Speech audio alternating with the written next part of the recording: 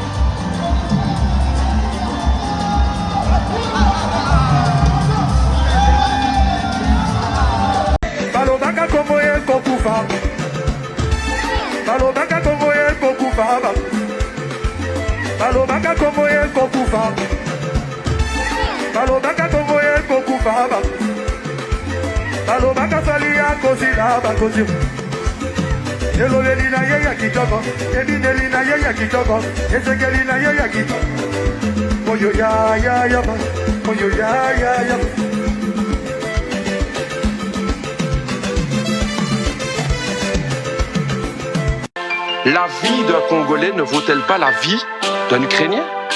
Je suis Goma, je suis Goma, je suis Goma, je suis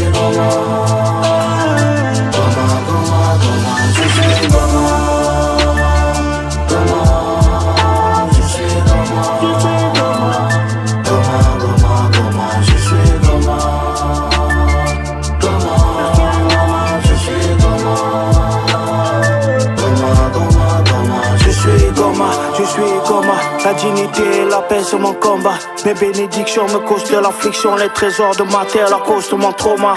Je saigne sous le poids des combats. Ils ont transformé mes enfants en soldats.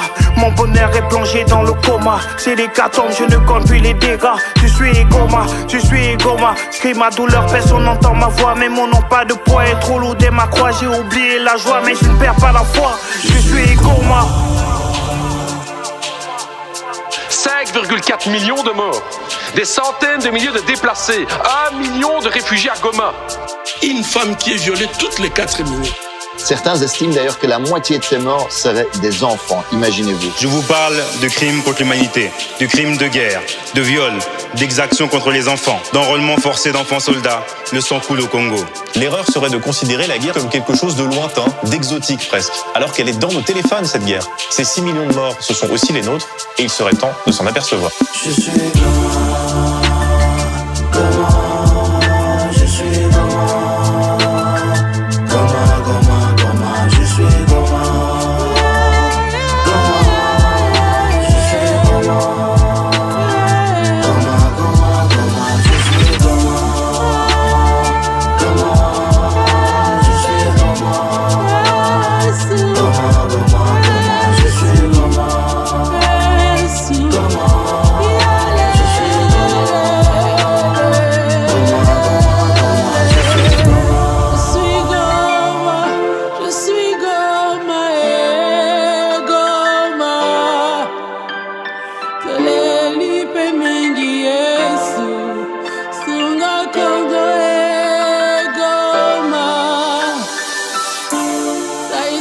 Des chiffres qui font froid dans le dos.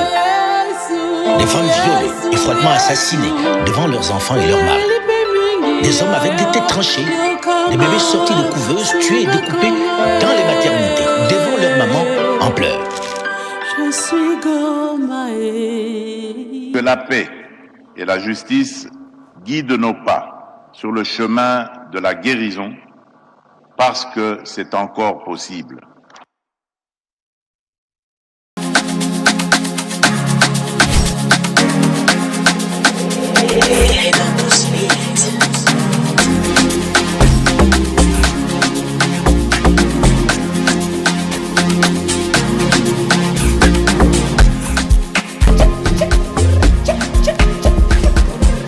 De retour sur ce plateau des cultures à la barre, comme je l'ai dit dès l'entame de cette émission, nous avons ici pour vous Monsieur Ethel Ngombe, un nom très connu dans les secteurs culturels, dans l'événementiel congolais. Monsieur Ethel, bonjour et bienvenue. Merci, bonjour Onassis. La santé, ça va? Très bien. Et justement, vous avez suivi ce grand concert à Paris, à Accor Arena à Bercy, que vous maîtrisez mieux pour avoir vécu justement dans ce pays-là. Vos premières impressions, quel est votre avis par rapport au côté artistique et puis les messages passés lors de cette rencontre culturelle? Non, tout d'abord, il faut féliciter l'initiative et il faut encourager ce genre d'approche parce que c'est une approche qui permet d'aller défendre la cause congolaise sur d'autres terrains que le terrain purement diplomatique ou bien militaire. Je pense qu'il y a aussi un front culturel qui est là et qui permet effectivement d'agir avec le soft power. Et on a vu que c'était quelque chose qui est très puissant parce que si je me souviens bien, le concert était normalement programmé le 7. Si, 7 voilà. avril. Et justement, par certaines initiatives, par certaines entremises justement de soft power au niveau de la France, nous avons eu à subir juste le décalage de ce concert. Donc comme quoi cette approche soft power est une approche qui a droit de citer justement dans l'ensemble des fronts qui sont menés aujourd'hui pour défendre la cause de la RDC. Avant peut-être d'arriver sur le message, le contenu proprement dit de cette manifestation, le choix des artistes, les choix des artistes, vous êtes événementiel. Est-ce que ça a répondu justement aux attentes de ceux qui étaient présents ou de l'entendement public de ce qu'on attendait justement de ce concert? Alors, je sais que c'est un point qui a créé beaucoup de... qui a fait couler beaucoup d'encre et qui a créé un petit peu de polémique sur la place. Chez nous, la polémique ne manque pas. Oui, la polémique, c'est un exercice auquel nous sommes bien rodés chez nous. Mais je pense qu'il faut aussi se mettre à la place des organisateurs de cet événement-là. C'est très difficile de pouvoir faire des choix, d'autant plus que nous avons énormément de grands artistes ici au Congo. Et je peux comprendre la difficulté à laquelle ils ont été confrontés là-dessus. Maintenant, sur ce genre d'événement, il faut rechercher l'inclusivité la plus totale, d'accord, pour justement échapper à... Est-ce que cette inclusivité a été respectée selon vous? Bien que vous avez évoqué... De manière partielle. De manière partielle, je pense qu'elle a été satisfaite. Toute œuvre humaine, effectivement, est imparfaite, mais il aurait fallu quand même, je pense, essayer d'inclure un ou deux noms qui ont manqué. Comme qui, par exemple, pour être je pense que des artistes comme Inos, effectivement, nous a beaucoup manqué sur cet événement-là. Il est de Goma, il connaît très bien la situation. Mais il y avait aussi Gorabash qui est de Goma, par exemple. Oui, elle est de Goma, mais je pense qu'en termes d'aura, aujourd'hui à l'international, je pense que c'est un des meilleurs ambassadeurs de la province du Nord et du Sud Kivu. Il a beaucoup manqué. En plus, il est ambassadeur du PAM. Je le vois souvent dans des actions humanitaires concernant la situation à l'est du pays. Donc, j'ai trouvé un petit peu dommage qu'il ne soit pas là, effectivement, sur cette manifestation. Est-ce que c'était un problème d'agenda? Est-ce que c'était un problème de disponibilité? Ça, les organisateurs, je pense que les artistes comme aussi des Ferregola auraient pu être là, parce que c'est des artistes de renommée. Ils font partie des plus gros artistes que nous avons dans notre pays. Donc, j'espère en tout cas qu'il y aura une deuxième édition. Il ne faut pas être tout de suite alarmiste en disant voilà, on va évoquer la pérennité de ce projet. Je suis convaincu mais restons sur la participation des artistes. Quel est le coup de cœur d'Ethel Ngombe parmi ces artistes-là qui ont presté? Le coup de cœur, ça va être très compliqué de pouvoir... Moi, j'ai découvert Gloria Bach, je ne connaissais pas du tout, vraiment. Je l'ai découvert là et j'ai aimé son côté jeune, frais, vraiment tout ce qu'elle dégage, j'ai beaucoup apprécié.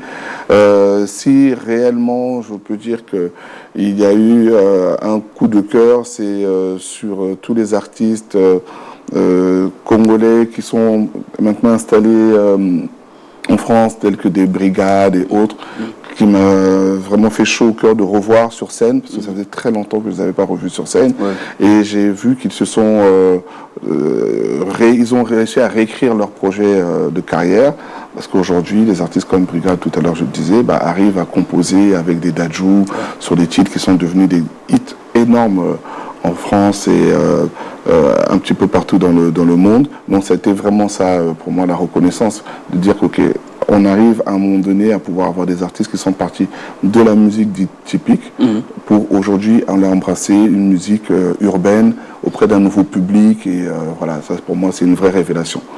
Mais parmi les artistes étrangers qui n'appartiennent pas à ce grand pays, la République démocratique du Congo, notre patrimoine commun, on cite Roselyne Yao de la Côte d'Ivoire, Didi B de ce même pays, et puis le coup de cœur du public, c'est Sidiki Diabaté. On va revenir sur lui, on ne peut pas passer de côté.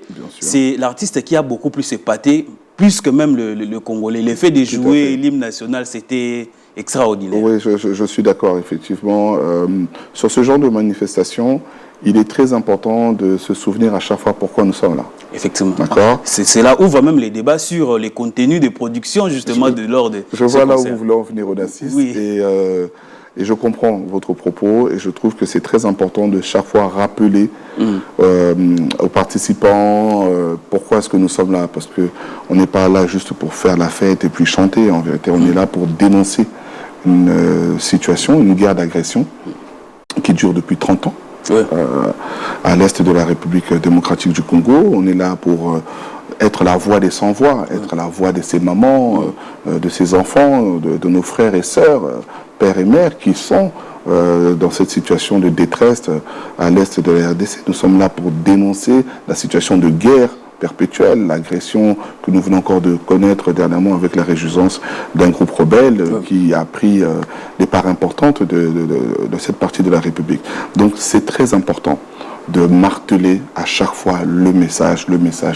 Pourquoi? Avez-vous l'impression, Ethel Ngombe, que les artistes, c'était à peu près 26 selon le programme, est-ce que ces artistes-là ont loupé justement cet angle-là des choses, de faire passer le message, ou c'était pas suffisant? Non, je pense que ce n'était pas suffisant. D'accord. Pourquoi? Parce que dans cet exercice, j'ai retenu le passage du pasteur Moïse Mbié qui a effectivement souligné la raison pour laquelle nous étions là. On l'a dit aussi, il y a eu Sidiki Diabaté. Donc à part 2-3... Céline Banza aussi qui effectivement... je trouve qu'on n'a pas assez martelé le message. Alors, il aurait...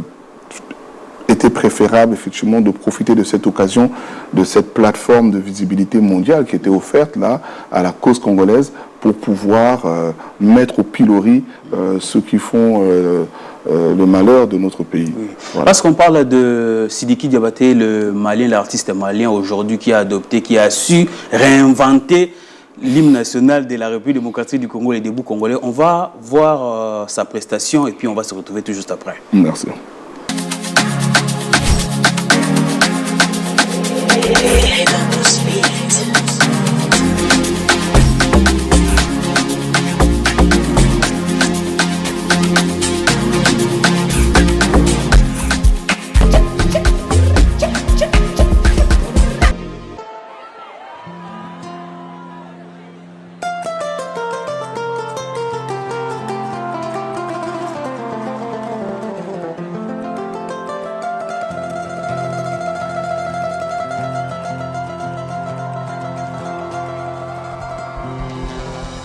Mbote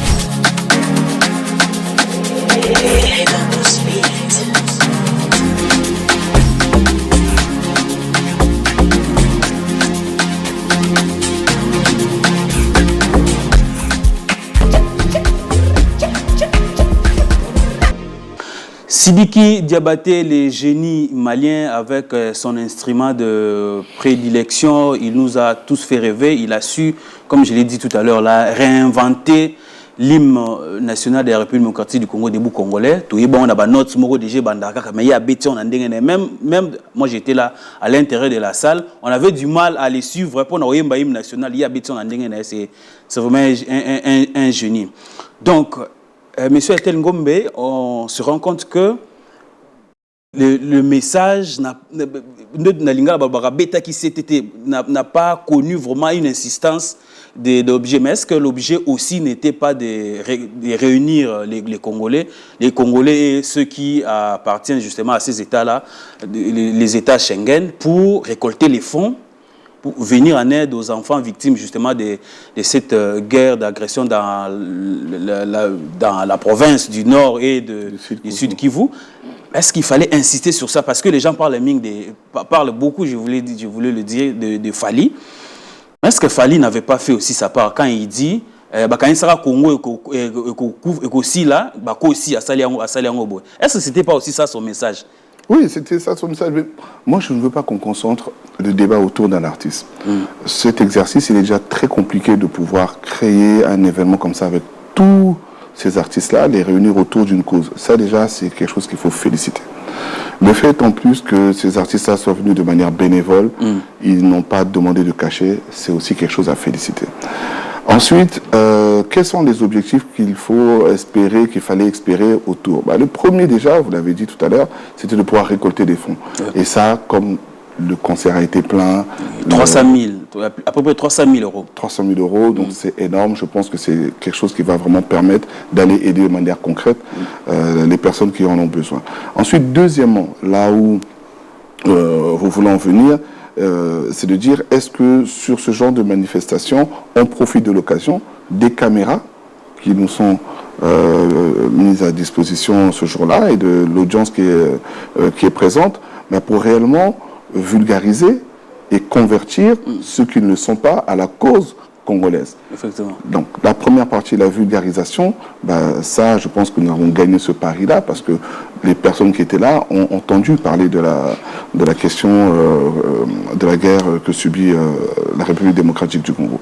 Ensuite, la deuxième partie de l'approche, qui est de dire que est-ce que nous avons profité de cette fenêtre de visibilité pour pouvoir dénoncer?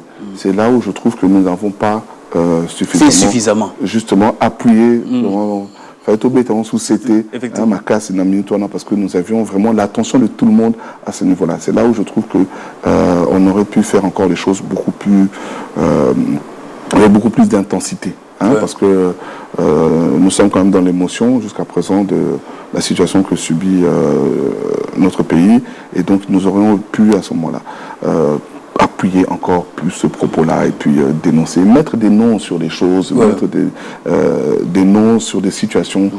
C'était vraiment là l'occasion de le faire. Est-ce qu'on peut considérer que c'est une occasion manquée? Non, ce n'est pas une occasion manquée puisque l'objectif a été atteint.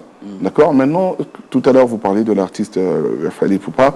Je pense que parce que c'était lui la figure emblématique, au-delà des Gims, au-delà des Dadju, c'était lui la figure emblématique venant de Kinshasa, c'était lui l'image phare. Justement. Oui, je pense qu'on essaye de concentrer l'attention sur lui parce qu'actuellement, il a une position effectivement où il est en leader de la musique congolaise sur l'Europe. Effectivement, c'est notre plus gros ambassadeur. Mais déjà, sa présence a permis de réunir les gens qui étaient là. Donc, c'est très important. Ensuite, son engagement à lui, de manière, parce que c'est quand même quelqu'un que je connais de très près, c'est pas devant les caméras, c'est quelqu'un déjà de très engagé. Il y a une fondation, qui fait énormément de choses. Voilà, donc on ne peut pas créer des écoles, il construit des écoles. On ne peut pas là sur un concert commencer à lui faire un procès d'intention en disant qu'il ne s'implique pas pour la cause à l'Est. Donc c'est quelqu'un qui est déjà très très impliqué.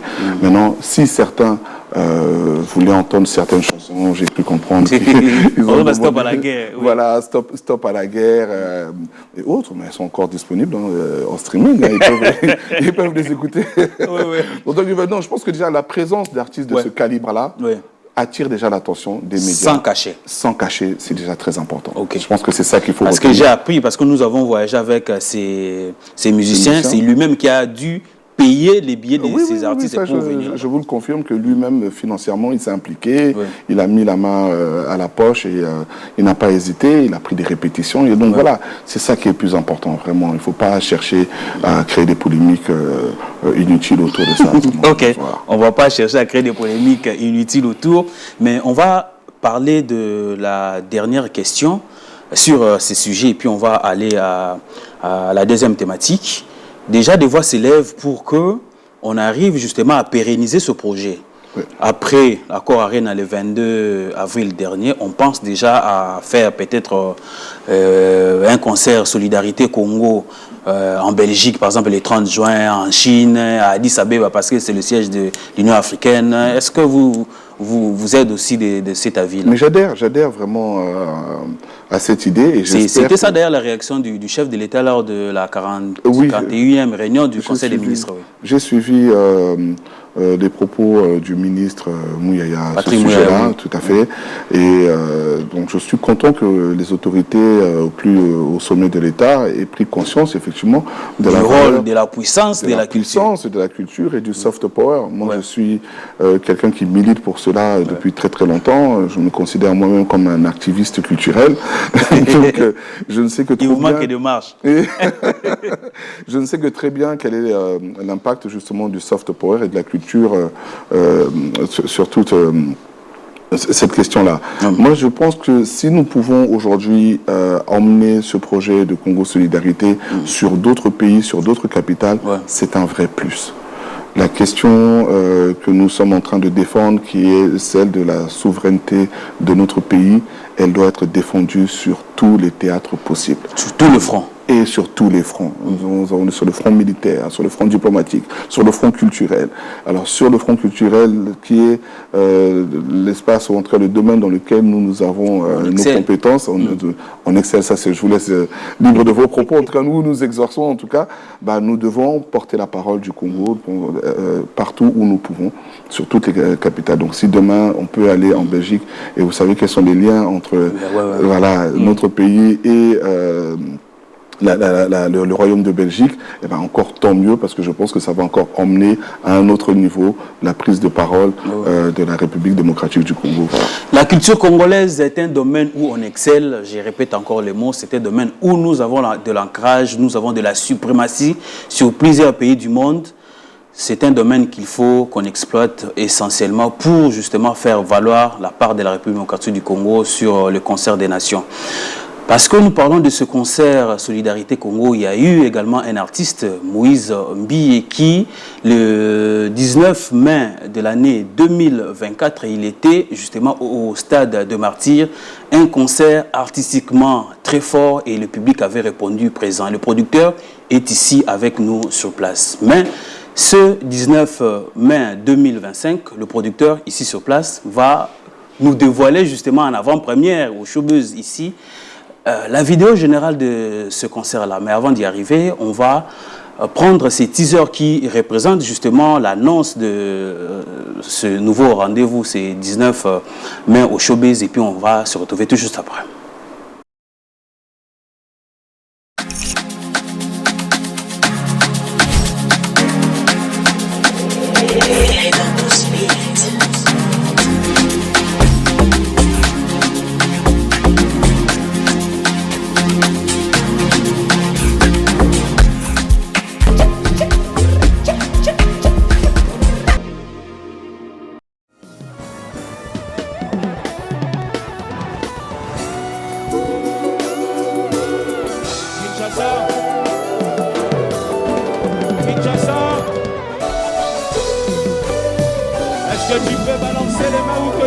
Tout le monde.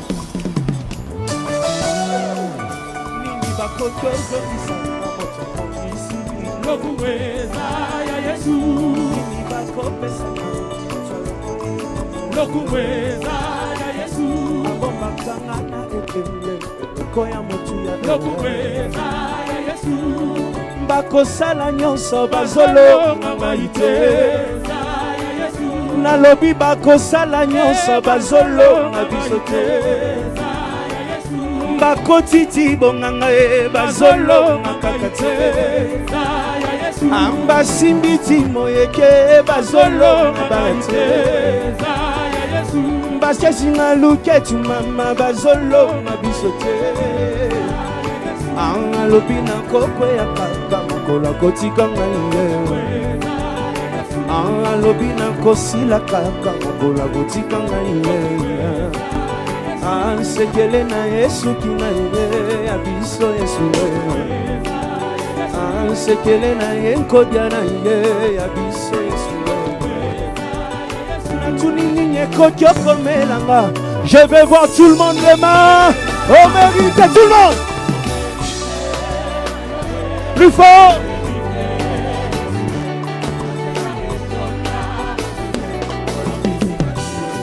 plus haut Kinshasa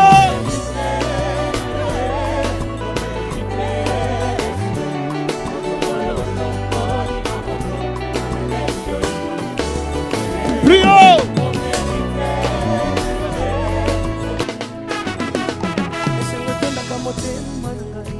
esika basantu basangani bachomboli maboko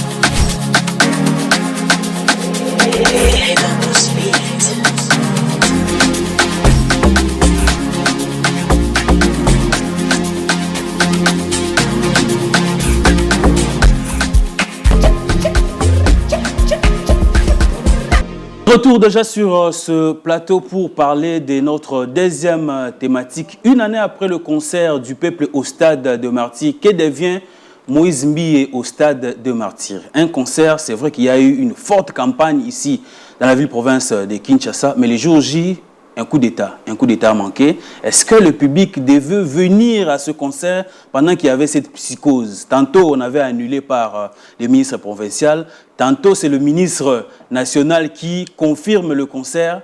Qu'est-ce qui s'était réellement passé ce jour-là? Nous avons le producteur de ce concert ici sur place. On va lui poser toutes les questions. Si vous voulez également participer à cette émission, nous avons nos numéros. Envoyez-nous vos questions et puis nous allons les poser. Ethel Ngombe, coup d'État le jour du concert de Moïse Mbié au stade des Martyrs. Les gens avaient déjà acheté les billets, vous avez déjà placé le podium. L'artiste a quitté le stade des Martyrs parce que moi, personnellement, j'avais passé la nuit au stade des Martyrs. A quitté les lieux vers 5h45 pour faire la balance comme d'habitude. Comment ça s'est passé? Dans quelle ambiance vous étiez quand vous avez annoncé qu'il y a eu un coup d'État raté, la pression? Comment ça s'est passé? Comment vous avez géré justement toutes ces péripéties-là? Alors, le premier à nous donner l'information, c'est le responsable de la chorale Luc Gillon, le maestro Paulin. Et c'est aux alentours, je pense, de 2h à 3h du matin où ils nous appellent pour nous dire qu'ils ont subi une attaque sur la route, parce qu'ils étaient en train de rentrer avec la chorale. Donc on ne comprenait pas vraiment ce qui se passait. Ils disent que voilà, notre bus a été attaqué, on nous a fait les bus de choristes qui devaient chanter. Voilà. Donc ça c'était aux alentours de 3h du matin. 3h. Déjà ça a créé de la confusion, on ne comprenait pas. Nous on pensait que c'était une attaque de bandits sur la route. Et qu'il fallait traiter ça, on a essayé d'appeler la police pour essayer de leur venir en secours et tout ça. Donc ça a déjà été la première alerte. Et ensuite, un peu plus tard dans la matinée, parce que nous étions déjà dans la matinée, quand les balances ont terminé, on a commencé à recevoir les différents appels et différentes alertes qui nous ont confirmé que ce n'était là que le premier d'une suite d'événements malheureux. On ne savait même pas encore, à ce moment-là, il y avait une tentative de coup d'État. On pensait que c'était des troubles dans la ville. Voilà, donc on n'avait pas plus de précision. Alors la précision viendra un peu plus dans la matinée, où effectivement, avec les premières images sur les réseaux sociaux et tout ça, quand ça a commencé à arriver, on a compris la gravité de la situation à ce moment-là. Donc là, comment vous avez géré maintenant? Panique totale d'abord, en se disant qu'est-ce qu'il faut faire. Alors, tout le monde, les yeux sur vous, le producteur. Donc, les yeux sur le producteur, donc déjà sécuriser tous les gens qui sont là. Donc c'est près de 200 personnes qui sont en train de travailler au stade. Donc plus de sortie, tout le monde doit rester au stade. Donc imaginez-vous pour un concert qui est censé ouvrir les portes, je pense aux alentours de 10 heures. Quand à 6 heures du matin, vous êtes obligé de déclarer que plus personne ne peut sortir et qu'il faut geler toutes les entrées parce que jusqu'à présent, on ne sait pas vraiment ce qui se passe. Ensuite, nous communiquons avec l'artiste, avec lui-même, pour essayer de savoir si à son niveau, il a certaines informations. Il y a des assurances aussi. Exactement. Avant même des assurances, on essaie déjà de savoir s'il a certaines informations sur la situation. Nous appelons aussi les autorités provinciales, les autorités nationales qui vont à ce moment-là nous donner beaucoup plus d'informations sur la situation et leur demander quelle est la conduite à tenir par rapport à cela. Et là, on nous demande d'attendre. Je peux vous dire, on insiste, que ça a été les heures les plus longues de ma vie. Les jours les plus longs, disait King Kester. Ça a vraiment été très très long en termes d'attente. Et parce qu'il fallait savoir exactement si oui ou non on pourrait maintenir la prestation ce jour-là. En ce moment-là, qu'est-ce qui s'est passé dans la tête du producteur Tel Ngombe que vous êtes? La tête, vraiment, je pense qu'elle était en train de surchauffer. En train de surchauffer, pourquoi? Parce qu'il y a le public. Qui commençait déjà à venir malgré tout ça. Déjà à venir malgré la situation. On s'est retrouvés aux alentours de 8h, 8h30 avec les premiers arrivées, les premiers badauds qui commençaient à arriver. Donc, comment vous allez devoir expliquer à tous ces gens qu'il n'y aura pas de concert? Qu'il n'y aura pas de concert. Donc ça crée déjà un problème de sécurité à ce niveau-là. Et puis le ministre provincial annonce que le concert est annulé. Alors là, ça a été terrible. Nous avons suivi l'annonce sur une chaîne internationale, je crois que c'était RFI, qui a été ensuite repris par Okapi et tous les médias locaux. Donc là, ça a été la catastrophe. Et quelques minutes après, qu'est-ce qui s'était passé pour qu'il y ait ce changement des narratifs, comme aime le dire Patrick Mouyakate, ministre de la communication et des médias? Bobengaki, Moïse Imbi et Moka Bengaki, peut-être, qu'est-ce qui s'est passé? Tout le monde s'est impliqué. Okay. En tout cas, celui qui avait le numéro de quelqu'un... Le plus rassurant. Le plus rassurant pour aller plaider la cause de l'événement a eu à utiliser son téléphone pour aller plaider la cause de cet événement. Alors, il ne faut pas qu'on aille rapidement quand même. C'est une fois que les événements ont été maîtrisés au niveau de la sécurité et qu'on a eu la confirmation que l'incident avait été clôturé, que nous avons commencé maintenant à pouvoir mener la bataille de la non-annulation. Le lobbying. Le lobbying, exactement, pour la non-annulation du concert.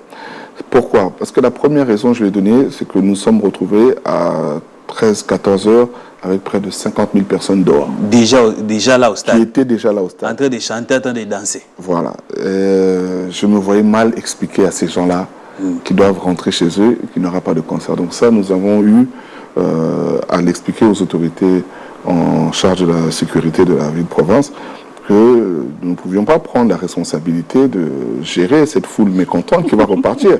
Que si elle se met à faire des dégâts sur la route, là, qui va prendre... Qui parfois n'était pas au courant qu'il y avait eu tentative de coup d'État. Mais l'information est venue au fur et à mesure. Donc les gens, la plupart des gens qui étaient là ne savaient même pas qu'il y avait eu ces incidents-là. Donc c'est très compliqué parce que ça allait créer de la confusion et vous savez très bien chez nous, quand il y a de la confusion, ça crée des mouvements de foule et on a déjà connu des problèmes au stade, donc il fallait vraiment éviter de créer de la psychose en plus. Donc ça a déjà été l'un des premiers arguments auxquels on a eu à poser sur la table des autorités qui étaient en charge de la gestion de la sécurité. Ensuite, le deuxième argument, ça a été de pouvoir faire valoir le fait que toutes les mesures de sécurité avaient déjà été prises au niveau du stade. Parce qu'il ne faut pas oublier que c'est un site qui était sécurisé par la police nationale, donc qui était déjà déployé. Police nationale, les GR, la GR, les services de renseignement, ils étaient déjà déployés depuis tout le matin. Donc nous avons demandé, est-ce que nous ne pouvons pas rajouter des mesures de sécurité dans le filtre des participants, d'accord, rajouter encore un peu plus de sécurité en filtrant un peu plus les participants pour s'assurer qu'il n'y ait pas d'infiltrés qui puissent rentrer et puis gâcher la fête. Donc on nous a dit que c'était possible. Là on a senti que voilà, les autorités commençaient un petit peu à se détendre sur cette question-là du concert. Et ensuite, ça s'est passé dans les coulisses où il a fallu donner toutes les assurances pour pouvoir maintenir le concert. Alors, on arrive maintenant à la confirmation. Le ministre national, à l'époque, c'est pas Nicolas Kazadi, l'autre Kazadi, j'ai oublié son nom. Le ministre, il s'appelle Kazadi de toute façon, de l'Intérieur, Peter Kazadi, effectivement. Merci beaucoup, cher ami. Peter Kazadi confirme qu'il y a un concert. Et il vient sur place. Il lui-même arrive sur place justement pour calmer la tempête, pour apaiser les esprits.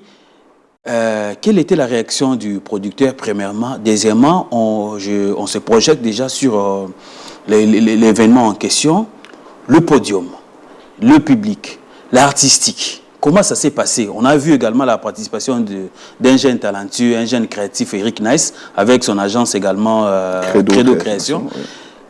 Qui était à la base justement de cette idée-là de mettre le podium au milieu? Est-ce que c'était un défi? Parce que depuis le Stade des Martyrs et Stade des Martyrs, il n'y a aucun concert qui est arrivé à présenter ces défis-là. D'ailleurs, ce concert-là a remporté le prix Lokumu du concert gospel de l'année, et puis vous étiez justement producteur de l'année du prix Lokumu.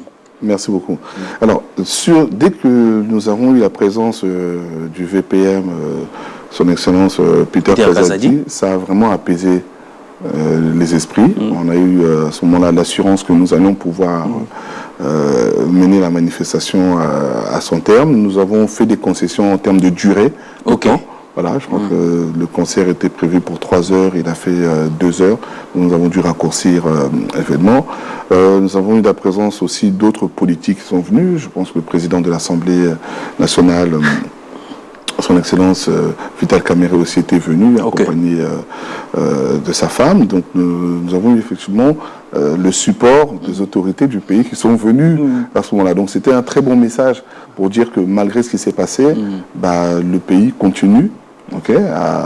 Est-ce que les autorités aussi ne craignaient pas le fait que une tentative de coup d'État et qu'un grand concert annulé, ça allait renforcer la psychose? C'était ça pas aussi leur peur aussi? C'était ça aussi leur préoccupation, de pouvoir apaiser les esprits et de ne pas créer, comme vous l'avez dit, de la psychose. Parce que la psychose, une fois qu'elle se propage, c'est très difficile de pouvoir mesurer les effets et les réactions de chacun. Donc il fallait donner des gages de sécurité, des gages que tout va bien. D'accord? Donc ce volet-là nous a déjà apaisé. On arrive maintenant au concert. Alors l'idée du podium, c'est une idée qui était venue de notre agence. Pourquoi? Parce qu'on a souvent ce débat Kovo Nassima. Pour ceux qui n'écoutent pas le Lingala, Kovo Nassima, c'est le seul système. Quand on met un podium dans un stade, les gens ont toujours tendance à aller devant et puis ça reste vide derrière et puis on dit Kovo. Kovo, donc ça dit tête rasée. Tête rasée, voilà. Et l'un des défis que j'avais, c'était de me dire que la prochaine fois que je produirai un concert dans le stade, je veux tuer cette polémique-là en faisant réellement un 360. Donc, ça nous permettait de pouvoir avoir un stade qui était rempli sur l'entièreté des gradins et sur l'entièreté de la pelouse. C'était un véritable défi. L'idée, elle était belle, mais c'était un véritable défi. Et il s'est avéré que quand cette idée est venue, elle a croisé aussi une idée qui était du pasteur, de pouvoir monter un temple. Donc, quand nos deux idées se sont réunies là-dessus, ça a matché et on est allé sur ce projet-là. C'était un véritable défi technique. Tout dans cet événement-là, tout dans ce concert était exceptionnel. Des véritables défis. Des véritables défis. La situation qu'a connue le pays la veille, dans la nuit du 18 au 19, l'installation du podium qui était totalement nouvelle pour ce qu'on avait l'habitude de voir au stade, tout le marketing que nous avons fait autour, la manière dont nous avons communiqué autour de cet événement-là. Alors, sur la question du podium, tout à l'heure vous l'avez posé, je tenais quand même à remercier ici toutes les équipes techniques qui ont fait un travail exceptionnel. Exceptionnel. Vraiment exceptionnel. Câblage, instruments, il y a Backstage lumière, qui a fait un travail exceptionnel. Un couloir Credo Création qui a fait un travail. Je vais vous expliquer tout ça. Credo Création qui a fait un travail exceptionnel. Sonolight qui a fait un travail exceptionnel. Poursuite, les lumières, les fameuses lumières en losange qui ont fait... En losange, c'était ça moi ma question. Parce qu'on a dit que tout ce qui s'est passé là-bas, en termes de podium, losange, ce sont des signes des francs-maçons. Donc dites-nous aujourd'hui si vous êtes aussi franc-maçon et puis vous avez manifesté. Peut-être c'est pas l'artiste lui-même qui a voulu que ça soit. Non, l'artiste lui-même n'avait rien à voir dans le choix technique. C'est simplement comme dans les choix des angles là. Non, c'est simplement parce que je vous rappelle que le podium était en carré. Oui. C'est 3 carrés qui étaient superposés les uns sur les autres. Donc pour alimenter ça en lumière, pour faire la projection de la lumière, vous êtes obligé de mettre aussi une lumière circulaire. D'accord? Comme on ne peut pas faire de lumière circulaire, nous avons fait d'abord une première lumière carrée qui vous permettait de prendre le bas de ce qu'on appelle la douche. Donc ça vous permettait de prendre le bas du podium, qui était la surface la plus importante. Et vous êtes obligé de rajouter une lumière supplémentaire pour prendre les autres angles. Sinon, vous avez des angles morts. Donc il fallait reprendre maintenant un autre carré que l'on tournait d'un côté. Donc ça faisait effectivement un pentacle. Nous, on a compris ça après. Donc c'était après que vous avez compris. Oui, mais on a vu après. Bon, on n'a pas fait... Mais si on voit les c'est même pas un pentacle, c'est une croix de David. Si on voit les gestes, si on voit l'habillement des danseurs avec des fées, avec des capuches, avec tout ça là, donc ça corrobore justement cette thèse-là qui confirme que ce sont des signes francs-maçonniques. Il faudra lui poser la question à lui sur ses choix artistiques, sur les capuches et autres. Nous ne sommes pas intervenus là-dessus. Moi, vraiment... Mais est-ce qu'il avait donné aussi son avis par rapport à cet emplacement-là des lumières, de podium, des carrés? Oui, qu'est-ce qu'il avait dit? Non, sur la question du podium, il s'était beaucoup impliqué. Il avait adhéré à l'idée, il avait vraiment adoré l'idée. Il a fallu convaincre des autorités et à ce moment-là, je me souviens de plusieurs tournées que nous avions eu à effectuer ensemble, en allant voir le ministre de l'Intérieur, en allant voir le ministre des Sports et Loisirs, son Excellence Kaboulou à l'époque, pour les convaincre que le fait de mettre une scène au milieu n'allait pas abîmer, affecter effectivement l'usage du terrain, parce que derrière il y avait, je crois, un match des Léopards qui devait jouer contre une autre équipe. Donc il a fallu beaucoup expliquer, prendre énormément de temps pour expliquer, donner des gages en termes de sécurité, parce qu'il fallait sécuriser l'espace. Vous vous rendez compte que sur quelques mètres carrés, vous allez poser la technique, la lumière, les personnes qui sont dessus, la structure elle-même. La structure, oui. Ça faisait énormément de poids à supporter, donc il fallait trouver des solutions nouvelles pour pouvoir créer tout ça. Là où je loue en tout cas, et je félicite l'ingénierie des techniciens congolais, c'est qu'ils ont réussi à trouver des solutions à des problèmes nouveaux auxquels on n'avait jamais été confronté. Donc j'en appelle maintenant à toutes les personnes qui ont souvent l'habitude de faire appel à des techniciens étrangers. Ça, nous avons des talents sur place. Qui sont quand ils arrivent ici, ils sont copieusement payés. Avec des salaires faramineux, des conditions très très compliquées, en tout cas pour certains. Vous avez des talents sur place. Au niveau technique, nous avons l'ingénierie. Il faut leur faire confiance. Il faut les impliquer dès le début. Il faut leur faire confiance. Il faut beaucoup se parler. Mais sur place, aujourd'hui, nous n'avons plus besoin d'importer de l'ingénierie étrangère. Nous pouvons faire les choses avec eux. L'artiste, avant de parler de la vidéo de l'événement de ce mois, est-ce que l'artiste, selon vous, a assuré comme il faut? Bon, vu les conditions exceptionnelles de la manifestation, il a dû effectivement faire des choix, je pense qu'ils ont dû qui l'ont un peu chagriné. Bien sûr, il a fallu revoir le Il y a une dame qui est venue de l'Europe spécialement pour monter sur scène avec le violon. Avec le violon, il n'était pas là. Il n'a pas pu, effectivement. Voilà. Et donc, il y a toute une partie du spectacle. Si vous avez fait attention, il y avait un piano qui n'a pas été utilisé. Qui n'a pas été utilisé parce que ça faisait partie justement du spectacle qui avait été enlevé, quoi. Donc c'est à regret, hein, parce que je pense qu'il aurait aimé délivrer ce spectacle-là dans son entièreté. J'espère qu'il aura l'occasion de le faire sur d'autres scènes. Alors, on va parler cette fois-ci de la projection en avant-première ce 18 mai au Showbuzz. Nous sommes ici dans la ville-province de Kinshasa, capitale de la République démocratique du Congo, ville créative de l'UNESCO par sa musique, la rumba. La projection en avant-première de l'ensemble de la vidéo de Moïse Mbié au stade de Martyrs. Oui, projection inédite. Projection inédite. Est-ce que vous avez déjà des retours de gens après avoir publié les teasers que nous avons publiés hier? Oui, je me suis rendu compte que énormément de gens attendaient cet événement. En tout cas, ils attendaient les images parce que c'est resté dans l'inconscient collectif comme quelque chose, effectivement, que les gens attendent. Et je suis pas surpris, mais en tout cas agréablement surpris du retour et de l'engouement qu'il peut y avoir autour.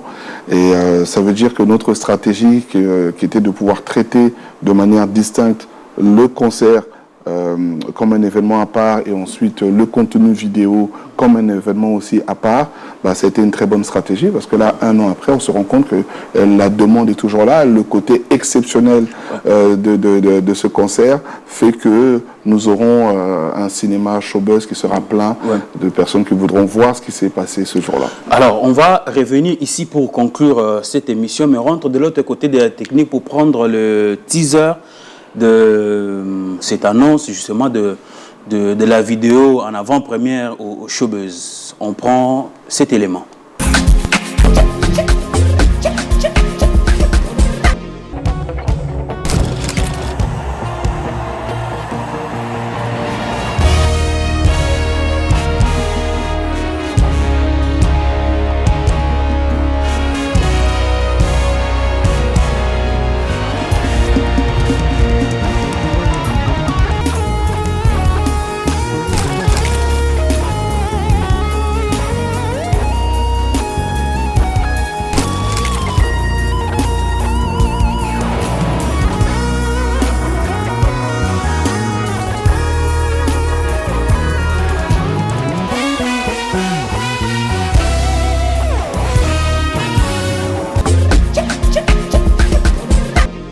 De retour sur ce plateau de Éduc Télévision, votre émission Culture à la barre.